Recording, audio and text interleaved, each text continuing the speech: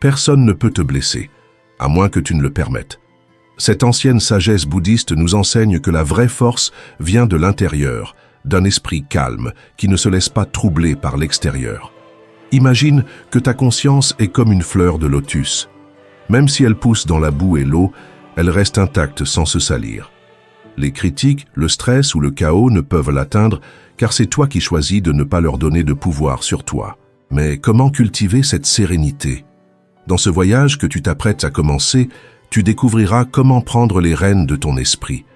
Le monde peut être incertain, voire chaotique, mais lorsque ton état d'esprit est solide, rien ne peut te faire tomber. Voici le début de ton chemin vers la liberté mentale. Bienvenue dans cet espace dédié à la sagesse bouddhiste, où tu apprendras à développer équilibre, maîtrise de soi et une vie plus épanouie. Chapitre 1. Le pouvoir de la perception. Imagine un instant que la réalité soit comme une toile blanche et que ce soit toi qui choisis les couleurs et les formes que tu y poses.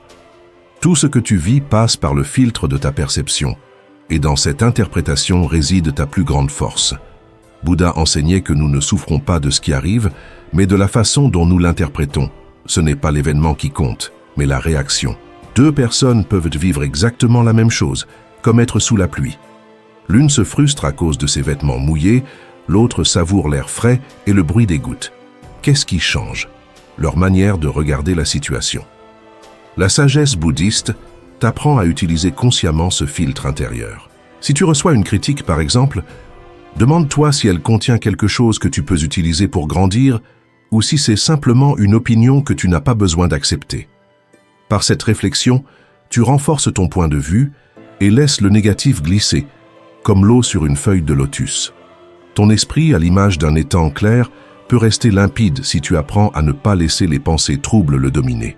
Ainsi, tu vois la réalité sans les distorsions de la peur ou des émotions intenses. Cette clarté mentale t'offre une vraie liberté. Cela dit, ne t'attends pas à des résultats immédiats. Atteindre ce calme n'est pas une chose qui se fait en un jour, mais demande une pratique constante. Chaque jour apporte de nouveaux défis qui mettront ta sérénité à l'épreuve, mais en chacun d'eux se trouve une opportunité de renforcer ton équilibre. Avec le temps, tu réaliseras que rien d'extérieur ne peut t'affecter plus que ta propre interprétation. Tu n'as pas besoin de changer le monde. Il te suffit de changer ta façon de le voir. Voilà le véritable bouclier protecteur, la maîtrise de ton propre esprit. Chapitre 2. Apprivoiser les émotions. Les émotions peuvent être comme des chevaux sauvages. Si tu ne les contrôles pas, elles te mènent sans direction. Le chemin du bouddhisme ne consiste pas à les supprimer, mais à apprendre à les diriger consciemment. La souffrance ne naît pas des situations elles-mêmes, mais de la façon dont nous les percevons, nous rappelait Bouddha. Imagine-toi face à une injustice ou un revers inattendu, quelque chose qui te ferait normalement exploser. Ton premier réflexe pourrait être de te défendre, d'attaquer ou de sombrer dans la tristesse. Mais celui qui suit une pratique consciente fait une pause. Au lieu de réagir, il observe ce qui surgit en lui. Il reconnaît la colère pour ce qu'elle est, une émotion passagère qui tente de le dominer. La vraie gestion émotionnelle commence à cet instant de pause. Tu respires profondément, tu te donnes un moment, et ainsi tu évites que cette émotion passagère prenne le contrôle de tes actes. C'est dans cet espace de conscience que naît la liberté émotionnelle. Chapitre 2. Maîtriser les émotions. Quand tu choisis d'observer tes émotions au lieu de te laisser emporter par elles, tu fais un pas vers ta liberté intérieure. En prenant du recul par rapport à ce que tu ressens, tu gagnes en clarté et tu te libères de l'impulsion de réagir sans réfléchir. Cette pause est précieuse. Elle te donne le pouvoir de choisir en pleine conscience plutôt que d'agir par réflexe. Bouddha a enseigné que personne ne peut troubler ta paix mentale sans ta permission. Si quelqu'un t'insulte, c'est toi qui décides si tu laisses ces paroles entrer et te blesser, ou si tu les laisses passer sans affecter ton équilibre. Tu choisis de réagir avec colère ou de garder ta sérénité. Un outil puissant pour cela est la visualisation. Imagine que tu es un rocher solide au milieu de la mer. Les vagues de colère, de frustration ou de tristesse peuvent frapper fort, mais elles ne te font pas bouger. Tu restes stable, calme, sans te briser. Maîtriser les émotions ne signifie pas les ignorer, mais apprendre à les reconnaître les comprendre et leur poser des limites en pleine conscience. Plus tu pratiques cela, plus ton bouclier intérieur devient fort. Avec le temps, tu découvriras qu'aucune tempête, même la plus violente, ne peut ébranler ton centre de paix. Chapitre 3. Poser des limites. Tout comme une rivière a besoin de berges pour couler sans déborder, ta vie a besoin de frontières claires pour ne pas être envahie par le chaos extérieur. Sans ces limites, tu finis par être la proie des attentes, des exigences et des humeurs des autres, ce qui t'épuise et te déconnecte de toi-même.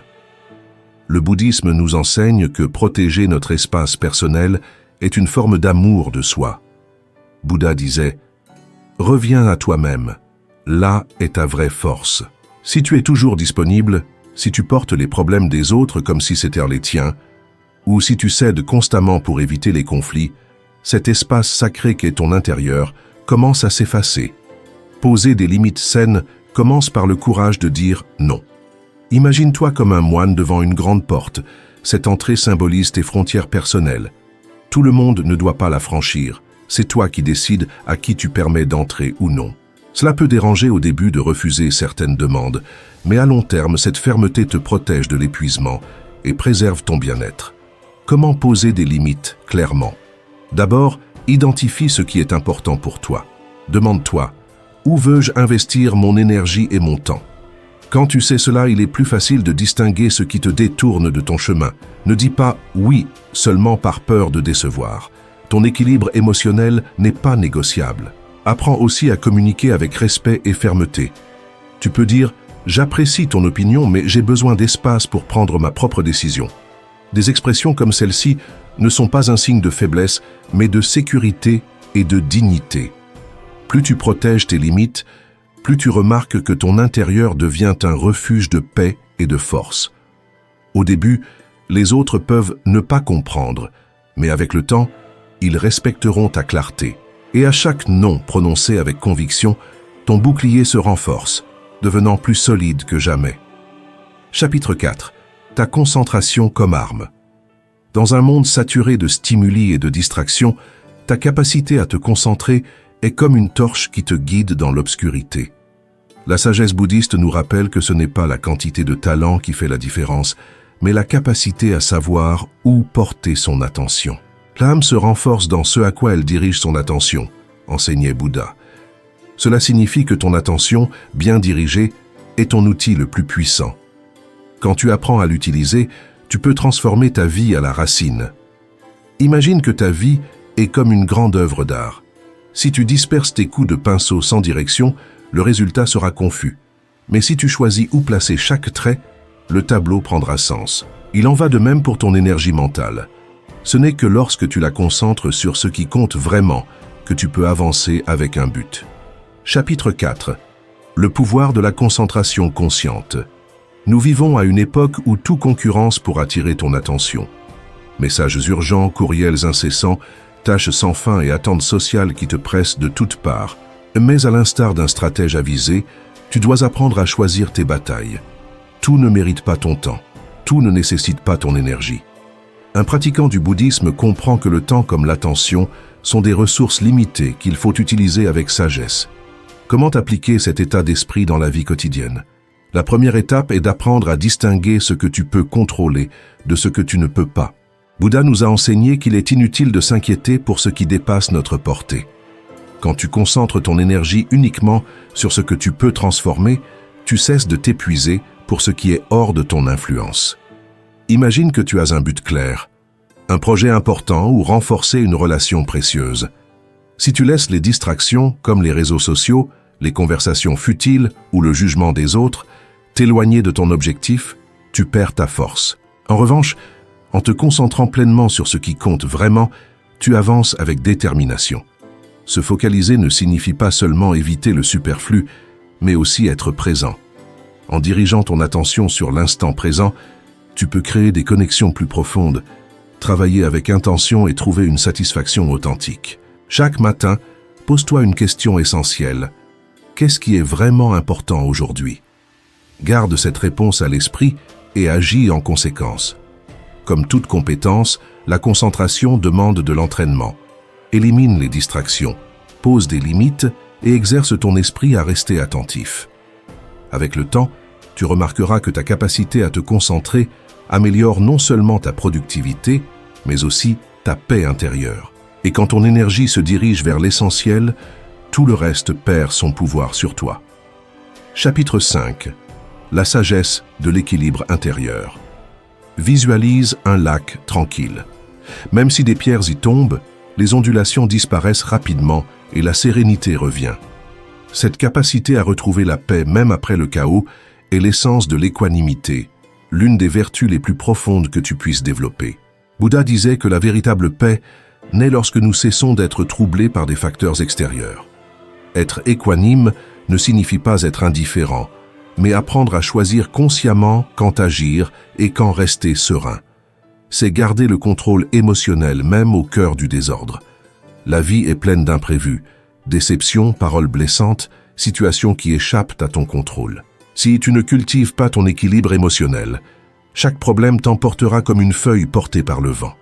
Mais si tu développes l'équanimité, tu découvriras que tu es le centre de ta propre paix et qu'aucune tempête ne dure éternellement.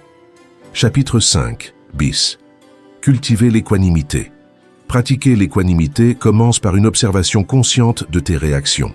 Quand quelque chose te déstabilise, arrête-toi un instant et demande-toi « Cette réaction m'aide-t-elle ou suis-je en train d'amplifier le problème ?» Souvent, une seule respiration profonde suffit à dépasser l'impulsion initiale. Un autre outil fondamental est le changement de perspective. Souviens-toi que la plupart des choses qui t'ennuient aujourd'hui perdront leur importance demain. Bouddha nous invite à réfléchir à l'impermanence de toute chose, et cette compréhension nous aide à relativiser nos inquiétudes et à garder notre calme dans le présent. Accepter que tu ne peux pas tout contrôler, mais que tu peux décider comment répondre, transforme toute difficulté en une opportunité de renforcer ta sérénité intérieure. Avec le temps, tu remarqueras que cette attitude change ta vie. Tu cesseras d'être dominé par l'extérieur pour devenir l'artisan de ta propre tranquillité. Ainsi, comme un lac qui retrouve son calme après la tempête, ton âme reviendra toujours à un état de paix et de clarté. Chapitre 6. Exercice pratique au quotidien. Le bouddhisme n'est pas qu'une théorie. C'est un mode de vie qui se renforce par la pratique constante. Pour construire ton bouclier mental, tu dois traduire la philosophie en action quotidienne. Bouddha lui-même commençait et finissait chaque journée par une réflexion, une habitude qui t'aidera à affiner ton esprit et consolider ta stabilité émotionnelle. Commencer la journée en te préparant à affronter des personnes difficiles, qui peuvent être injustes ou égoïstes, ne te rend pas cynique mais résilient. Cette préparation te rappelle que leur comportement échappe à ton contrôle, mais que ta réponse dépend de toi. Pendant la journée, utilise la technique du contrôle dichotomique. À chaque défi, demande-toi si tu as le pouvoir de le changer. Si la réponse est oui, agis avec détermination. Sinon, accepte la situation et concentre ton énergie sur ce que tu peux influencer. Cette pratique t'épargne de dépenser de l'énergie pour des soucis inutiles. Un autre outil est la visualisation négative, qui n'est pas du pessimisme, mais un exercice pour mieux apprécier ce que tu as. Imagine perdre quelque chose de précieux, qu'il s'agisse d'un objet, d'une relation ou d'une opportunité. Cela renforce ton esprit face aux pertes possibles et t'aide à apprécier le présent. À la fin de la journée, réfléchis à tes actions. Étaient-elles alignées avec tes valeurs? Note les moments où tu as gardé ta fermeté et ceux où tu as cédé. Cette auto-évaluation sincère est la clé pour t'améliorer chaque jour. Le bouddhisme est un chemin de discipline quotidienne, dont les fruits sont la paix intérieure, la clarté mentale et une attitude ferme face à la vie. Chapitre 7. Critiques et éloges, deux faces d'une même pièce. Un esprit bouddhiste sait que ni l'éloge ni la critique ne définissent sa véritable valeur. Ce ne sont que des opinions passagères, comme le vent. Bouddha enseignait que l'honneur et la honte ne sont que des voies extérieures. Comment appliquer cela en pratique? Commence par te demander si la critique que tu reçois est juste. Elle peut être un miroir précieux pour identifier des domaines à améliorer, mais elle peut aussi provenir de préjugés ou d'insécurité d'autrui. Analyse-la calmement, sans l'accepter aveuglément. Il en va de même pour les éloges. Ils ne sont pas le dernier mot sur tes capacités, mais la vision momentanée des autres. Imagine-toi au milieu d'une foule qui applaudit ou critique tes actions. Si tu cherches à plaire à tout le monde, tu perdras ton essence.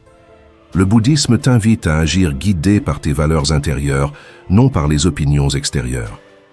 Demande-toi si tu as fait de ton mieux selon ta conscience et si ton comportement a été vertueux.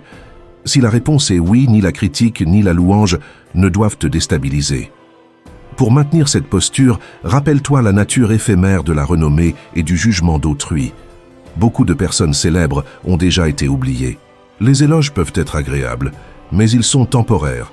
Les critiques, de simples échos passagers dans le flux du temps. Pour conserver ta sérénité, cultive la capacité d'écouter sans te laisser emporter par les émotions immédiates. Face à l'éloge, pense. C'est agréable, mais pas essentiel. Face à la critique, réfléchis. Cela peut sembler dur, mais contient peut-être une part de vérité. Ainsi, tu garderas ton centre ferme et immuable, quelles que soient les circonstances.